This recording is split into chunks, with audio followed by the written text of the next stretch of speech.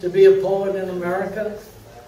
To be a poet in America is to be faceless, like the Indian on a worn-down buffalo head nickel. To be a poet in America, a prophet, a shaman, is Boxcar Willie riding the rails without his guitar. To be a poet in America is to be invisible. Since we're here in North Beach, I'd like to pay homage to a couple of the great ones from North Beach. Sharon, Neeli, and some of the others here know him. Poem for Jack Mitchell. He was the high note of a wailing saxophone, the spark that ignites a fire. He was a shot at tequila, a glass of imported beer, a shaman, a vagabond poet shuffling words like a riverboat gambler. Ravaged by illness, ravaged by time, he painted his visions on canvas in parks, in bars, and coffee houses. His poems singing out across the streets of America. Pure innocence, pure genius, spinning words that hung in the air like a hummingbird, drunk on the pollen of life. I have a poem for Bob Kaufman. Old warrior of North Beach, looking like an old man with eyes empty as a broken parking meter. Unemployable, weighed down by the years, his mind heavy as an anchor, dragging the ocean floor.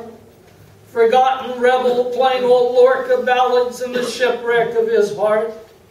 His mind destroyed by drugs, shock treatments, and one too many police batons.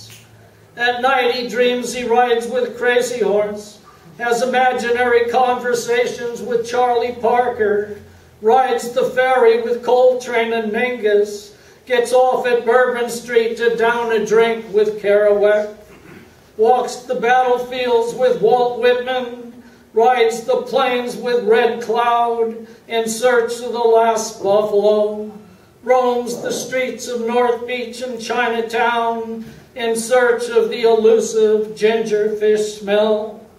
Death, the sightless chauffeur, waits in the shadows like a concubine facing down a faceless John. You can plug for that if you like. Not me, but for William Burroughs, of course, wasn't really North Beach, but I wrote this poem for him. You played the game out like a mafia don, late for an appointment with the Godfather, living life with the tenacity of a gunslinger looking for another notch on his gun.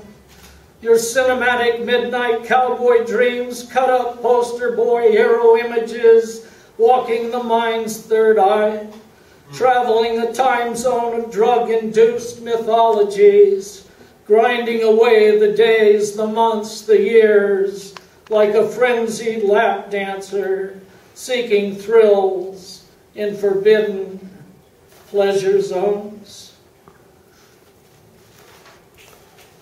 I've drank a lot. Drank a lot of bars in San Francisco. Thank you, A.D. This is a Mission Street bar.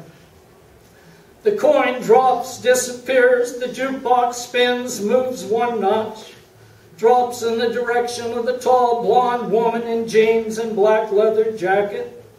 I watch her move in rhythm as she massages the cue stick between her shapely legs, puts out a cigarette in the palm of one hand as if to signal, this pussy isn't meant for fucking with.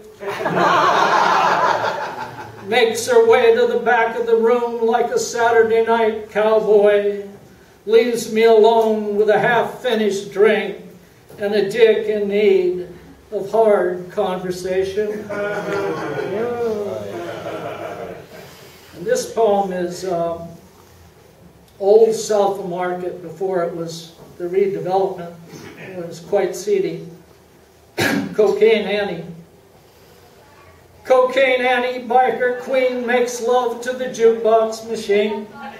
Hands caress well-curved hips, eyes cowboy at the bar, digs her boots into the floor, wonders if he is worth a ride. tugs at her black leather jacket, slides hands down jean-clad legs, heads out the door, jumps on her Harley, guns the engine, heads down toward Highway 101. All the man she needs, vibrating between her will-shaped legs. You probably remember the Black Hawk. Sure. It's one of the best jazz clubs in the city in its day. Miles. Yeah. The old Black Hawk booked the best jazz musicians of the day. Getz, Miles Davis, Diz, just to name a few. I went but twice, once with the poet Jack Michelin, once with a young Latina girl to see Miles Davis blow his magic, forced to sit in the teenage section because she was only 17, sipping on a Coke, high on the high note, smoke curling around the room in long, lingering, lazy circles, sweet sack, smooth gin fizz, my hand on warm thigh, feeling high, feeling cool, bebop rhythms dancing inside my soul.